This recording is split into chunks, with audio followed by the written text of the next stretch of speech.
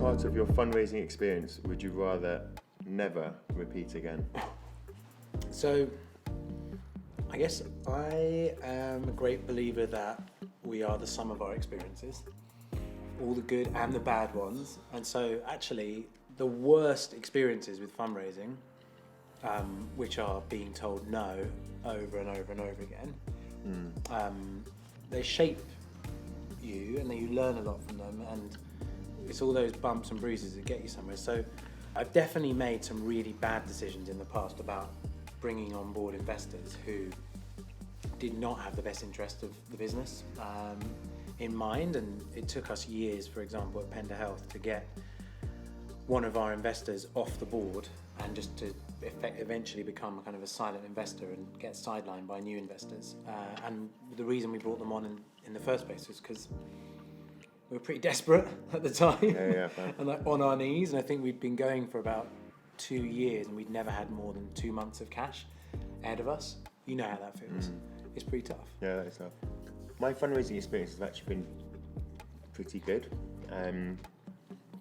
because with Proper, the brand is a very visual brand, and we got quite good distribution quite early on. We're really happy with our investors that we have, which are the Innocent Founders and a company called Piper. We invested about 3.5 years ago, but the process of getting that cash was really all-encompassing and definitely took both mine and my business partner Cassandra's time out of the business. And I think neither of us were fully prepared for how much time it was going to take and actually the impact that would have on the business at the time. How did you approach conversations about equity? I've typically found anywhere that I've been a part of that most people don't really have a clue what equity is, how it works, what it means to actually hold equity in the company you're working in or in another company. But I've always had an approach where everyone's earning stock options and becoming an owner, and for us at Allplants it's amazing, because we're running a kitchen, so we've got like 40-50 chefs now every day cooking, and some of our kitchen porters have been with us for a couple of years, and the idea that you can earn equity in something like Allplants is just kind of crazy, right? And so we've been really deliberate to make sure we actually at least explain what on earth that means to be an owner, and yeah, it's been really cool bringing everyone on a journey with that. From some of our early employees to right now throughout the whole business, we also have options for the team, and I think you mentioned the word journey is such an important It's such an important word because you are on a journey, and as we all know, success is a journey, not a destination, and having that togetherness, that kind of like we're all pulling together in the same direction, focused on building value, building something that we all can be proud of, is hugely motivating. And I mean I love the fact that I can point to every single person in our business and say that everyone has share options, and I think there is a lot of ways in which people can build businesses these days, and I think gone are the days of just the guys at the top or investors or things like that actually having a piece of the business. And I think now it's really widely accepted, and clearly there's 2 examples of B Corps right now that it can be done differently, and just to keep challenging that status quo and to think of a business, even if you don't start it, as one of your own. How do political issues impact the way investors show up to the table? I mean, obviously the big elephant in the corner is Brexit. You said the B word. I know, when we think about it right now, but I was actually in a meeting literally this week with financial advisors, some experts who were just talking to us about the current state of play in the market, and actually, there is a lot of uncertainty, and everyone wants things now, and they want things done sustainably, and retail space has never been more a premium. The world is just totally uncertain in terms of like economic climate and the environment, and just all these kind of like things that are happening. So it's actually a total nightmare for anyone to have a bit of certainty, I would say, at the moment. Yeah, definitely. But what I would also say is that because the system is at the base is capitalism, and people are there, and I'm not saying that I agree with this, but I'm just saying in terms of the reality, people still have targets they need to hit. People are still, they want economic growth. They're thinking about how their business can push on to the next level, and so to do that, they still need to be active in the market. And so there's only, I think, so long that investors do sit on their hands. And I think that if you build a really strong brand with a really, solid business foundation and good metrics, there's always going to be demand for that. I'm totally with you on that, because I was going to say that actually at the moment we're right in the middle of closing a new round of capital, And you're smashing it. and it's going all right. Yeah. I mean, at the end of the day, it's unbelievably hard work whenever you're fundraising, even if you've got ridiculous demand from every angle, because you still have to actually go through the process of working out who to bring on board and bring them on board. And we were pretty concerned about the impact of Brexit, and whether that would change confidence from an investor perspective or buying behaviour from a customer perspective. I do still think politicians have a responsibility to provide us with a stable political climate, and more importantly, to create a system that actually benefits all society, because we've clearly gone completely off-piste on that front over the last couple of decades. And it's causing more and more problems, and it's going to keep doing so. There's nothing we can do from a business perspective that fully addresses that. We need politics to step up. But having said that, in terms of how it affects investor confidence, couldn't agree with you more. If you're working in an industry where there's masses of potential and opportunity, these are areas that are growing at an incredible rate, and there's masses of opportunity.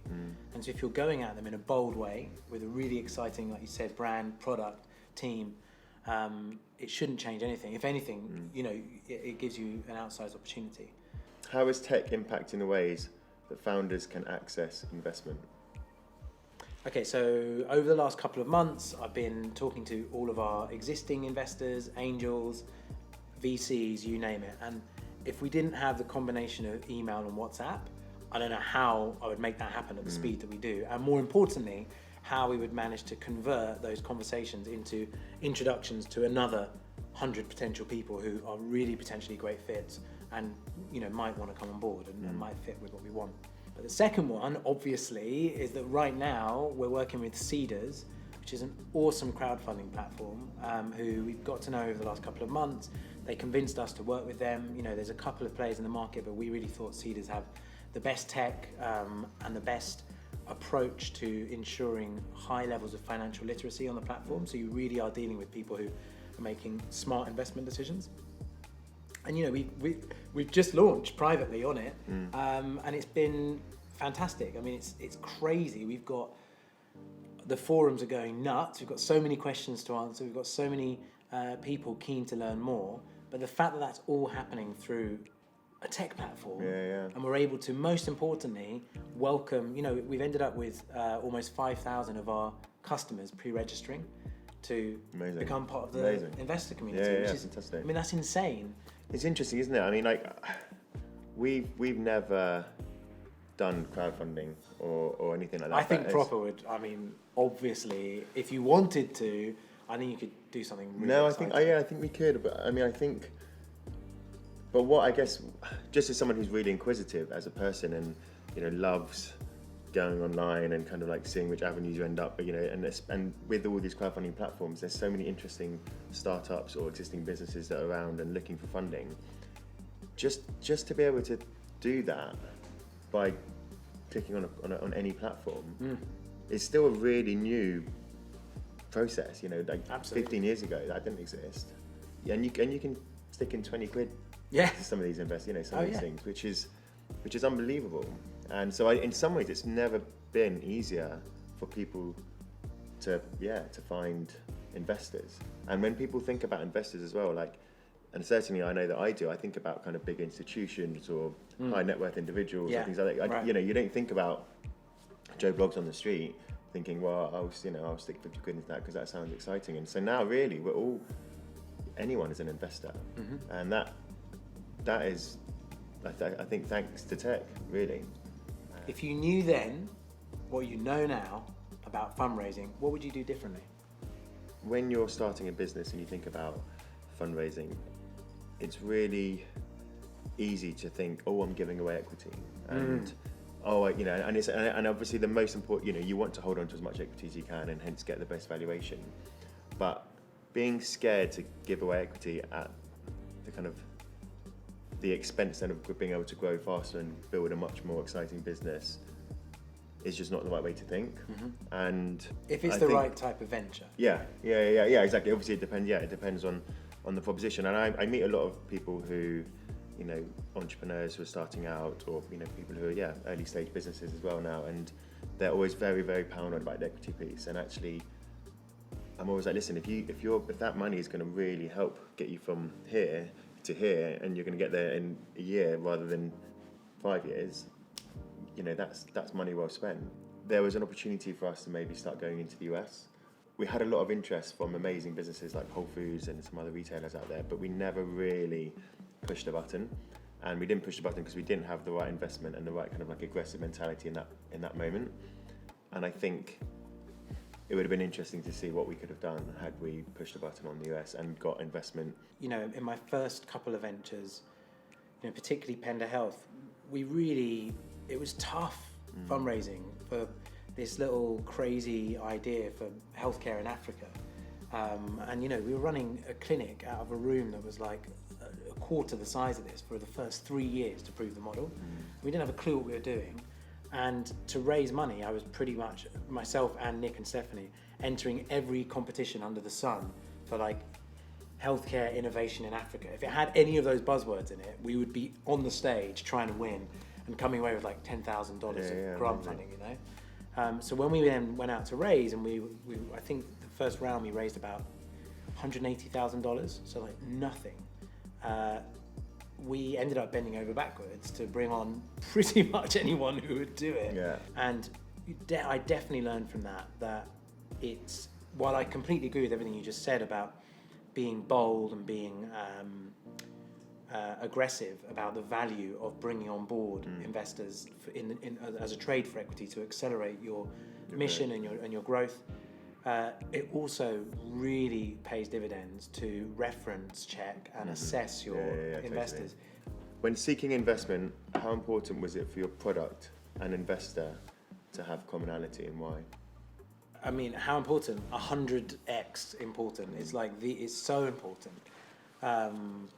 For us, the things that, we make food, right? So the first and most important thing is you need to get everyone tasting your food, like you guys with proper, ASAP, and make sure that they get the chance to taste all of your amazing recipes and that they love it. If they're not a foodie, and more importantly, if they're not curious and interested in the world of plant-based, / the mission behind why we're doing it, to help make a healthier kind of planet that hopefully can get through this climate crisis, then there's just not going to be the same level of passion and buy-in. So for us, it's like table stakes. There's no point in even talking. Yeah. The amount of attraction that you do get when you are more of a purpose-led business is fantastic, in terms of we do get a lot of interest, and especially with the world moving the way it's moving, and the fact that we're a B Corp, and we've done a lot of things in the right way that we can be proud of over the years. That has definitely enabled us to attract more investors who are hungry to invest in things that are more purpose-led. The people we want to be invested in our business are people that have to believe in the same purpose and who have to buy into our everyday mentality. How much influence have your investors had on the way that your company spends? We run the business, the senior leadership team in the business, we run the business, and that's what they were investing in. They weren't investing in to come and change the way that we run the business. They were investing in us, of course, and they wanted us to carry on. And I guess they're there to be an ear and to help steer the ship. And so that is really how it's been done. And actually, obviously, having someone like Adam Ballon, who is one of the Innocent founders, knowing that he's been through so many of the kind of the lessons and crossed the same roads that we have, is just a brilliant thing to have. And so when he speaks, then he can speak from like real experience and authority about certain kind of spending decisions.